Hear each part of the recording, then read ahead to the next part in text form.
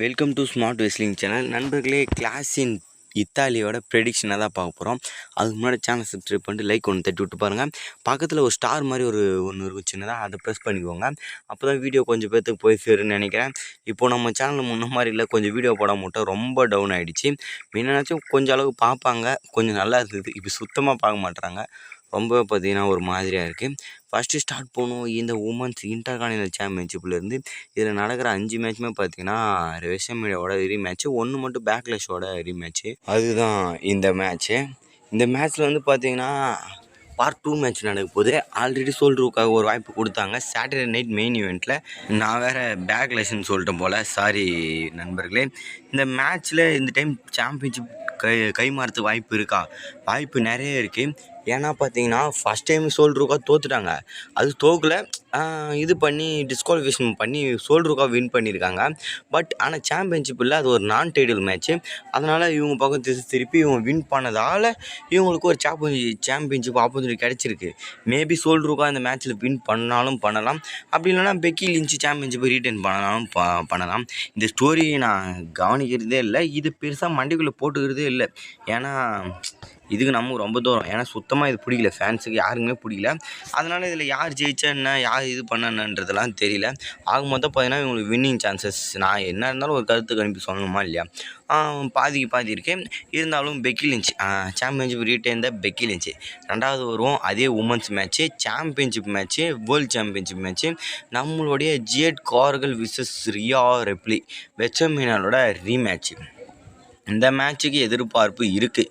எதிர்பார்ப்பு ஏன் இருக்குன்னா ஒரே ஒரு ஆளால் தான், ரியா ரெப்லி எத்தனை டைம் மோதினாலும், எத்தனை டைம் யார் கூட மோதினாலும், எது பண்ணாலும் அவங்களுக்கு ஃபேன் பேஸ் இருக்குது. அதனால் அவங்களுக்கு கண்டிப்பாக அவங்க எதில் இருந்தாலும் போர் அடிக்காமல் பார்த்துப்பாங்க. அந்த மாதிரி பார்த்திங்கன்னா மேட்ச்சு வேறு லெவலில் இருக்கும். ஏன்னா பிஃபேபு மிச்சின்னு இவங்க பக்கம் இருக்காங்க, ஜேட் கார்கில் பக்கம், ரியா ரெப்லி பக்கம் அலெக்ஸா, அப்புறம் சார்லட் ஃப்ளேர் இவங்க இருக்காங்க. சில சுவாரஸ்யங்களை எதிர்பார்க்கலாம் மேட்ச் சமயத்தில். இவங்க மாறி மாறி அடிச்சுக்கிட்டு சாம்பியன்ஷிப்பு எப்படியாவது திரும்ப ரீட்டைன் பண்ணலாம் Rhea Ripley. Again Jade Cargill பக்கம் போகலான்னு கேட்டிங்கன்னா இல்லை, இப்போ தான் Rhea Ripley first time championship, first time இல்லை, ஃபஸ்ட்டு டிஃபெண்டிங் பண்ண போகிறாங்க. அதனால இதில் தோல்வி அடைவாங்களான்னு கேட்டிங்கன்னா வாய்ப்பு குறைவுன்னு தான் நான் நினைக்கிறேன். இங்கே நீங்கள் என்ன பண்ணுவீங்க? நீங்கள் இல்லாட்டாலும் இருந்தாலும் ரியா ரெப்லி பக்கம் தான் சொல்லுவீங்க. ஃபேன்ஸ் ஏன்னா ரியா ரெப்லின்னு தனி ஃபேன்ஸ் இருக்குது. நானே அப்போலாம் எனக்கு ரெஸ்லிங் பார்க்கறதுலேருந்தே ரியா ரெப்லின்னு சொல்லிட்டு கிடப்பேன். நான் இப்போது ரீசெண்டாக தான் உமன் ரெஸ்லர் பிடிக்க ஆரம்பிச்சது, அதுலேருந்தே ரியா ரெப்லி தான் சொல்லிட்டு கிடப்பேன். சரி, அதை விட்டு தள்ளுங்க, அதெல்லாம் பேசினா வரப்போகுது. ஆக மொத்தம் இங்கே என்னோடய ப்ரெடிக்ஷன் ரியா ரெப்லி சாம்பியன்ஷிப் த ரீட்டைனு. அதுக்கடுத்து வந்து பார்த்தீங்கன்னா குந்தர் விசஸ் கோடி ரோஸு. நண்பா, பேக்ரவுண்டில் கொஞ்சம் கராமுரான்னு சத்தம் வரும், ஏன்னா அங்கே பக்கத்தில் சண்டை போட்டுன்னு இருக்காங்க. சத்தத்தில் ஒன்றும் கேட்க மாட்டேங்குது. என் வாய்ஸ் கிளியராக கேட்கும், சின்ன சின்ன சத்தம் கேட்கலாம். இந்த மேட்ச் வந்து பார்த்திங்கன்னா குந்தருக்கு எப்படி கிடச்சிதுன்னா ஸ்லீப்பர் ஹோல்டு போட்டு தான் கோடி ரோஸ் லாக் பண்ணி தான் அந்த சாம்பியன்ஷிப்பை ஆப்பர்ச்சுனிட்டி கேட்டாங்க. இதில் என்ன சுவாரஸ்யம்னா 2 பேருமே ட்ரிபிள் ஹெச்சோட கை. கோடி ரோஸை தோக்க வைக்கிறதுக்கும் பார்ப்பார், குந்தர் தோக்க வைக்கிறதும் பார்ப்பார். இது இடையில என்ன பண்ணணும்னா டிஸ்குவாலிஃபிகேஷன் பண்ணணும். தலைவர் ரேண்டி ஆர்டனை கொண்டு வந்து டிஸ்குவாலிஃபிகேஷன் பண்ணி 2 பேருமே வின் பண்ணாத அளவுக்கு பண்ணி கோடி ரோஸை சாம்பியன்ஷிப்பை ரீட்டைன் பண்ணலான்ற மாதிரி பண்ணுவாங்க. அப்படி இல்லைனா அதை வச்சு சாதகமாக பயன்படுத்தி குந்தர் பக்கம் சாம்பியன்ஷிப்பு போனாலும் போகலாம். ஆனால் அப்படி போனால் நல்லா இருக்காது. ரேண்டி ஆர்டன் அப்புறம் சொல்லுவார், இத்தனை வருஷம் இதுக்காடாவும் முன்னாடி சுத்தனை, அவங்ககிட்ட சாம்பியன்ஷிப்பு கொடுத்துட்டியாடான்ற மாதிரி சொல்லுவார். அதனால் இங்கே சாம்பியன்ஷிப்பை ரீட்டைன் பண்ணி ஆகணும். நண்பர்களே, ரேண்டி ஆர்டன் வரதா இருந்தால் ரேண்டி ஆர்டன் சாம்பியன்ஷிப் வின் பண்ணணும். அப்படி இல்லைனா குந்தர் பக்கம் போனாலும் போகலாம் WWE. ஏன்னா கோடி ரோஸ் வச்சுருந்தாங்க, எதுனே சொல்ல முடியாது. குந்தரோட ஸ்ட்ரைக் எடுத்து பார்த்தா குந்தர் தோல்வி அடைய மாட்டான்னு தெரியுது. கோடி ரோஸ் ஸ்ட்ரைக் எடுத்து பார்த்தா ரேண்டி ஆர்டன் ஏதாவது ஒன்று பண்ணி தான் கோடி ரோஸ் வின் பண்ணுற மாதிரி இருக்குது.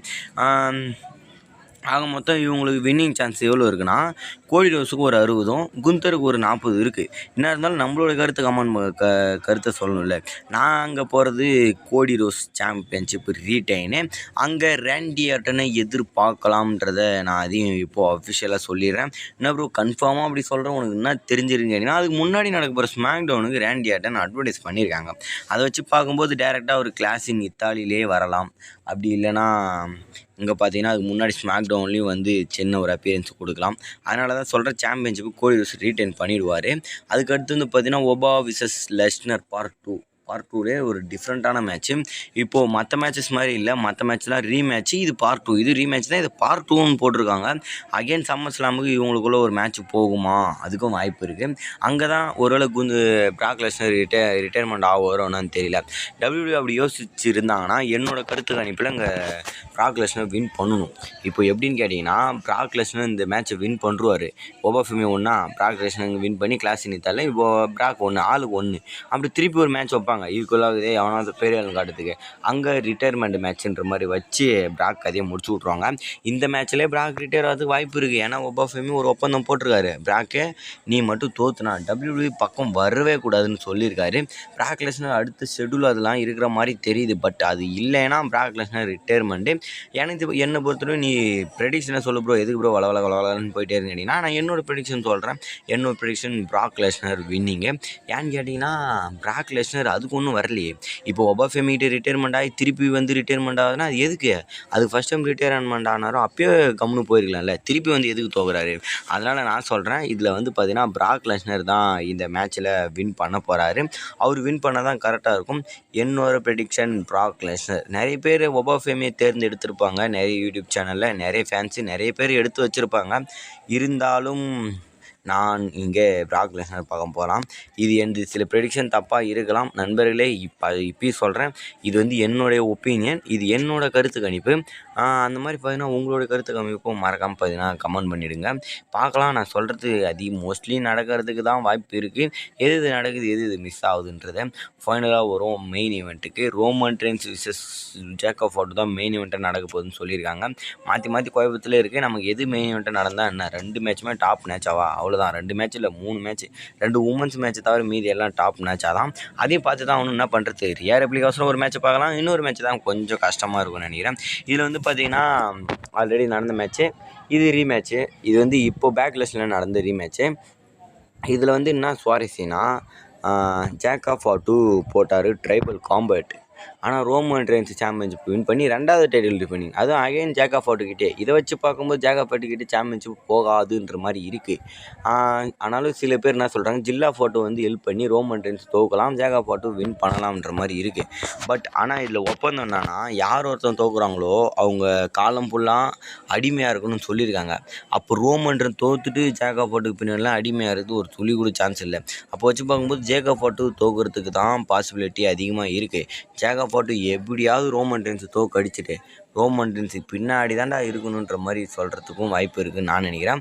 இருந்தாலும் நான் கருத்து கணிப்பை சொல்கிறேன், இவங்களுக்கு சான்ஸ் ஈக்குவலாக இருந்தாலும் நான் ரோமன் ரெயின்ஸ் பார்க்க போகிறேன். Championship return Roman Reigns. உங்களுடைய கருத்து கணிப்பை மறக்காமல் கமெண்ட் பண்ணுங்கள். நெக்ஸ்ட் ஒரு தலைமுறை சந்திக்கலாம். Bye guys.